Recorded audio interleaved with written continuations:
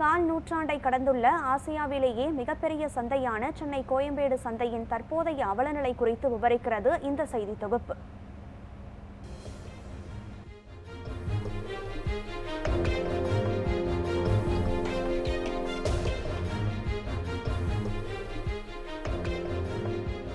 சென்னையின் அடையாளங்களுள் ஒன்றாக திகழும் கோயம்பேடு சந்தை 1996ஆம் ஆண்டு 295 ஏக்கர் பரப்பளவில் தொடங்கப்பட்டது. மிகப்பெரிய இந்த சந்தை சென்னை மாவட்ட மக்களுக்கு மட்டுமின்றி சுற்றிலும் உள்ள மாவட்ட மக்களுக்கும் ஒரு வரப்பிரசாதமாக விளங்கி வருகிறது.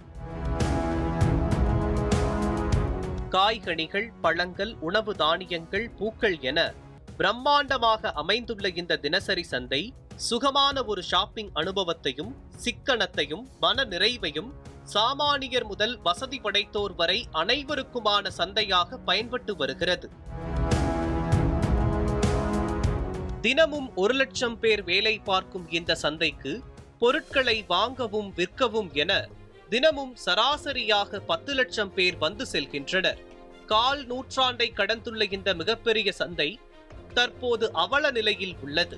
வெளியூரிலிருந்து இங்கு வந்து வியாபாரம் செய்யும் வியாபாரிகளும் பொருட்களை வாங்கிச் செல்ல வருகை தரும் பொதுமக்களும் இங்குள்ள சுகாதார சீர்கேட்டை கண்டு முகம் சுளித்து வருகின்றனர்.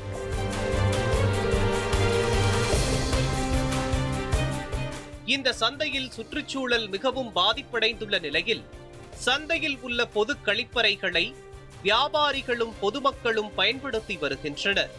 இந்த கழிப்பறைகளை அரசு முறையாக பராமரிக்காததன் காரணமாக கழிப்பிடத்திலிருந்து வெளியேறும் கழிவு நீர் பொதுமக்கள் நடந்து செல்லும் பகுதியில் தேங்கி சுகாதார சீர்கேட்டை ஏற்படுத்தி வருகிறது.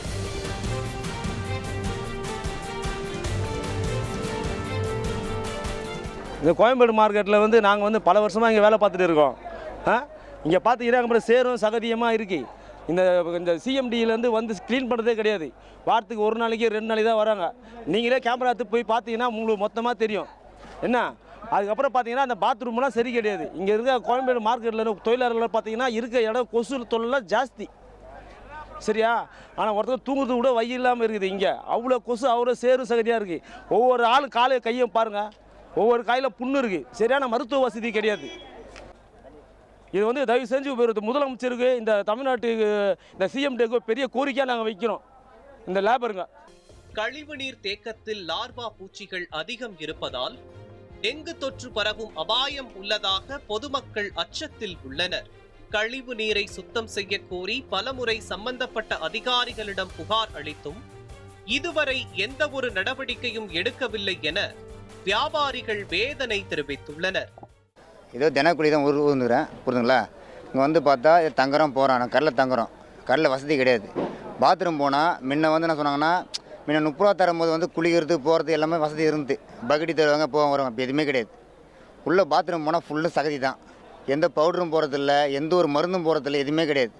அப்படியே போனால் வர அதுமாரி இருக்குது, அசிங்கமாக இருக்குது. அதுமாரி மூடி தரோம்னா வச்சுக்கேன், தண்ணி நிற்குது, முட்டிக்கால் வரையும் தண்ணி நிற்குது. என்ன எந்த ஒரு கிளீனிங் கிடையாது.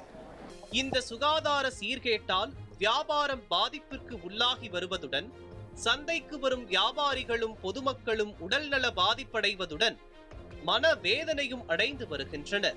இதைவிட முக்கிய கோரிக்கையாக சந்தையில் கழிவு நீரில் சிதறி கிடக்கும் காய்கனிகளை எடுத்துச் சென்று சிலர் வேறு பகுதிகளில் சென்று விற்பனை செய்து வருகின்றனர். இந்த காய்கனிகளை வாங்கி உண்போருக்கு உடல்நல குறைவு ஏற்படும் நிலை உள்ளதால் இத்தகைய செயலையும் தடுக்க அரசு ஏற்பாடு செய்ய வேண்டும் என கோயம்பேடு சந்தை வியாபாரிகள் அக்கறையோடு வேண்டுகோள் விடுத்துள்ளனர். ஓரத்தில் கிடக்கிற காய்கறிலாம் நிறைய பேர் பாத்ரூம் பூட்டிடுறாங்கன்ட்டு இங்கே எல்லாம் யூரின் போகிறாங்க. அதில் காய்கறி நிறைய பேருக்கு கொட்டுறாங்க. மீற சரகை இன்றைக்கி 10 ரூபா கத்திரிக்காய் விற்கிது, இன்றைக்கி 10 ரூபா கத்திரிக்காய் விற்கிது. அது மீந்து போயிடுது மூட்டை. அதெல்லாம் தூக்கி இங்கே கொட்டுறாங்க.